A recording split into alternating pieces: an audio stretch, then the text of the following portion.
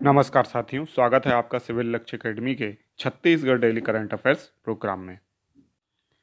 पहला प्रश्न है, हाल ही में छत्तीसगढ़ की किस फसल को जीआई टैग दिया गया है? तो इसका सही जवाब है नगरी दुबराज। तो ये खबर आपने जरूर सुनी होगी कि नगरी दुबराज को जीआई टैग प्रदान किया गया है। यह धमतरी की फसल है, तो इसको याद रखना है। इससे पूर्व जीरा फूल, जो कि सरगुजा की प्रमुख धान फसल है, उसे जीआई टैग दिया गया है। ठीक है, तो नगरी दुबराज और जीरा फुल, ये दो जो धान की किस्में हैं, इनको जीआई टैग मिल गया है और ये छत्तीसगढ़ की फसलें हैं। ठीक है, तो इनको याद रखना है। अब जो नगरी दुबराज है, इसका संबंध सिहावा, है ना, नगरी सिहावा श्रृंगी ऋषि आश्रम से है। ठीक है, और इसलिए इसका नाम क्या पड़ा है, नगरी दुबराज पड़ा है। तो ये भी बात आपको याद रखनी चाहिए। नेक्स्ट क्वेश्चन है, हाल ही में राष्ट्रपति ने किसे पद्मश्री पुरस्कार से सम्मानित किया? तो इसका सही जवाब है उषा बाले। तो उषा बाले जी को पद्मश्री सम्मान से हाल ही में राष्ट्रपति द्रौपदी मुर्मू जी ने सम्मानित किया। तो ये आपको याद रखना है। जो उषा बाले जी हैं, इनका संबंध जो है वो आपका पंडवानी से ही है। तो ये बात भी आपको याद रखनी है। ठीक है, और एक और पंडवानी गायिका जिन्हें पद्मश्री सम्मान से सम्मानित किया गया, है ना। तो पंडवानी जो है, ये वे राज्य में जो महाभारत में पांडव थे, उनके ऊपर आधारित, ये कह सकते हैं, एक लोक नाट्य है या लोक कला है। तो इसको भी आपको याद रखना है। नेक्स्ट क्वेश्चन है, हाल ही में किस जिले में यूरेशियन ऑटर देखा गया? तो इसका सही जवाब है कोरबा। तो कोरबा में यूरेशियन ऑटर देखा गया है, जो कि बहुत ही दुर्लभ जीव है। और खासकर क्योंकि ये यूरेशियन जीव है और भारत में देखा गया। ठीक है, तो यूरोप के क्लाइमेट में अडॉप्ट करने वाला जीव भारत में रह रहा है, और वो भी कोरबा में रह रहा है, छत्तीसगढ़ के। तो ये काफ़ी कह सकते हैं दुर्लभ बात है, और इसलिए इस खबर को राष्ट्रीय स्तर पर भी महत्व दिया गया है। ठीक है, तो कोरबा जिले में देखा गया है यूरेशियन ऑटर। नेक्स्ट क्वेश्चन है, छत्तीसगढ़ में वृक्ष संपदा योजना कब से प्रारंभ हुई है? तो इसका सही जवाब है 21 मार्च। ठीक है, तो 21 मार्च को वृक्ष संपदा योजना शुरू की गई है, और शुभारंभ इसका सीएम भूपेश बघेल जी ने किया है। उसका उद्देश्य है वाणिज्यिक वृक्षारोपण को बढ़ावा देना। नेक्स्ट क्वेश्चन है, छत्तीसगढ़ में के सभी जिलों, ये सरकारी अस्पतालों में कब से कैशलेस व्यवस्था या फ्री इलाज सुविधा प्रदान की जाएगी? तो इसका सही जवाब है 1 जून। तो 1 जून से सभी सरकारी अस्पतालों में कैशलेस व्यवस्था प्रारंभ हो जाएगी छत्तीसगढ़ में, है ना। तो ये भी आपको याद रखना है, और ये फ्री इलाज के लिए किया जा रहा है। नेक्स्ट क्वेश्चन है, 30 मार्च को किस राज्य का स्थापना दिवस मनाया जाता है? तो इसका सही जवाब है राजस्थान। तो राजस्थान का स्थापना दिवस 30 मार्च को मनाया जाता है, और राजस्थान राज्य का दिवस इसे माना जाता है। ये 73वां राजस्थान स्थापना दिवस था। 30 मार्च 1949 को इसकी स्थापना हुई थी। यहाँ के पहले सीएम हीरालाल शास्त्री थे, और यह सबसे बड़ा राज्य है देश का। ठीक है, जनसंख्या के हिसाब से ये 7वां बड़ा राज्य है, और जसपुर इसकी कैपिटल है, सबसे बड़ा शहर है। और जब जयपुर को ही गुलाबी शहर भी कहा जाता है। गोल्डन सिटी जो है जैसलमेर को कहा जाता है। सफ़ेद शहर जो है वो आपका उदयपुर, जबकि जोधपुर को सन सिटी या ब्लू सिटी के नाम से जाना जाता है। तो ये तमाम बातें आपको राजस्थान राज्य से पता होनी चाहिए। इससे अक्सर क्वेश्चन आ जाते हैं राष्ट्रीय स्तर के एग्ज़ाम में या राज्य स्तर के एग्ज़ाम में। नेक्स्ट क्वेश्चन है, एशियाई हॉकी महासंघ ने किसे 2 साल के लिए भारत से एथलीट एम्बेसडर नियुक्त किया? तो इसका सही जवाब है सलीमा टेटे। तो सलीमा टेटे जो हैं, इन्हें हॉकी एशियाई हॉकी महासंघ ने 2 साल के लिए एथलीट एम्बेसडर नियुक्त किया है। हॉकी की मिडफील्डर खिलाड़ी हैं ये।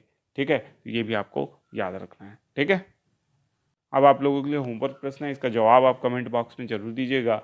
एससीओ के राष्ट्रीय सुरक्षा सलाहकारों की बैठक की अध्यक्षता हाल ही में किस देश ने की है? ठीक है, ऑप्शन है रसिया, पाकिस्तान, चीन और भारत। अब चलते हैं रिवीजन प्रश्नों की ओर। 20वां computer society of India special interest group की गवर्नेंस अवार्ड किस योजना को मिला है? तो इसका सही जवाब है गोधन न्याय योजना। तो गोधन न्याय योजना को 20वां computer society of India special interest group e governance award प्राप्त हुआ है। ठीक है, तो इसको याद रखना है। और यहाँ पे थोड़ा सा मिस्टेक हो गया है, की आ गया है ना, ये की नहीं रहेगा, यहाँ पे रहेगा ई गवर्नेंस अवार्ड। ठीक है, तो ई गवर्नेंस अवार्ड किसे मिला है इस वर्ष?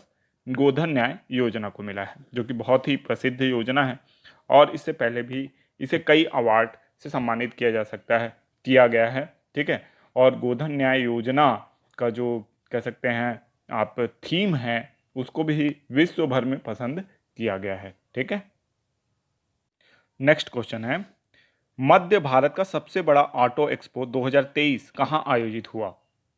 तो इसका सही जवाब है रायपुर में। तो रायपुर में मध्य भारत का सबसे बड़ा ऑटो एक्सपो आयोजित हुआ और इसमें 50% तक की भारी छूट का भी ऑफर दिया गया था। ठीक है, तो इसको याद रखना है आपको, मध्य भारत का सबसे बड़ा ऑटो एक्सपो कहाँ आयोजित हुआ? तो रायपुर में आयोजित हुआ। नेक्स्ट क्वेश्चन है, छत्तीसगढ़ उच्च न्यायालय के मुख्य न्यायाधीश कौन बने हैं? तो ये आप लोगों को पता है, श्री रमेश कुमार सिन्हा, जस्टिस रमेश कुमार सिन्हा जो है अब छत्तीसगढ़ उच्च न्यायालय के मुख्य न्यायाधीश बन चुके हैं। ठीक है, तो इसको याद रखिएगा। नेक्स्ट क्वेश्चन है, मध्य छत्तीसगढ़ की ट्राई सिटीज में शामिल नहीं है? तो इसका सही जवाब है बिलासपुर। तो मध्य छत्तीसगढ़ की ट्राई सिटीज में शामिल नहीं है बिलासपुर। शामिल कौन कौन सा है?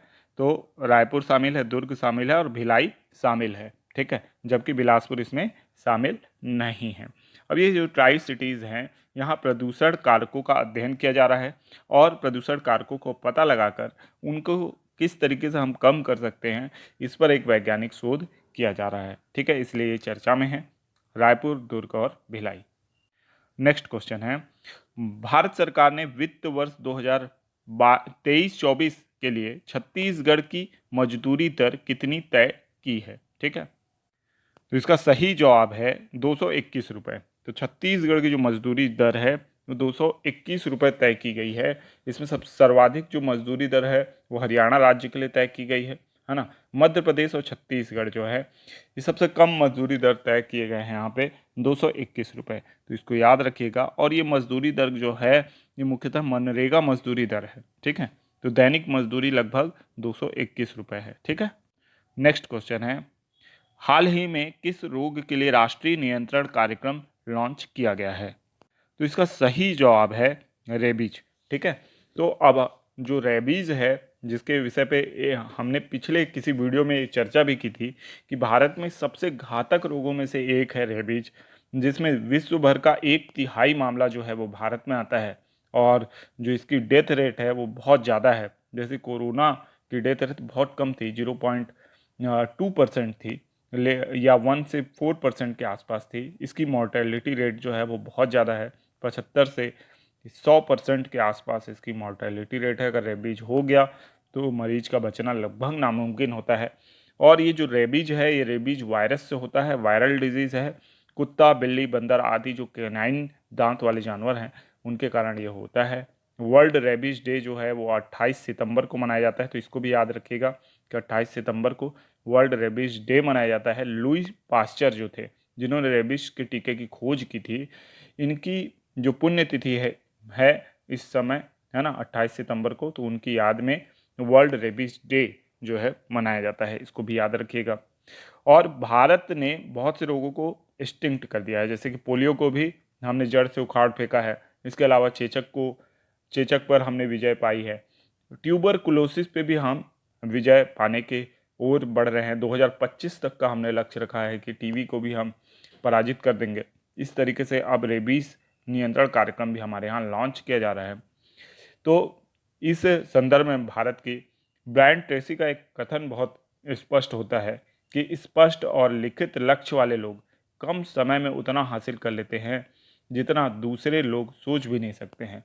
तो देखिए हमारे आस पड़ोस के जितने देश हैं, जैसे कि बांग्लादेश हो गया या आपका पाकिस्तान हो गया, इन लोगों ने कभी भी स्पष्ट लक्ष्य अपने लिए नहीं बनाए, जबकि भारत ने स्पष्ट लक्ष्यों को और लिखित लक्ष्यों को प्रमाणित किया है और उस पर विजय भी प्राप्त की है। ठीक है, चलते हैं नेक्स्ट क्वेश्चन की ओर। नेक्स्ट क्वेश्चन है, केरल ज्योति पुरस्कार पहली बार किसे मिला है? तो इसका सही जवाब है एम.टी. वासुदेव नायर को। तो एम.टी. वासुदेव नायर को केरल ज्योति अवार्ड प्रदान किया गया है, तो इसको भी याद रखना है आपको। और एम.टी. वासुदेवन नायर जो हैं, है ना, इनको याद रखिएगा कि ये पहला केरल ज्योति अवार्ड प्राप्त करने वाले व्यक्ति बन गए हैं और ये केरल सरकार का सबसे बड़ा सम्मान होगा। ठीक है।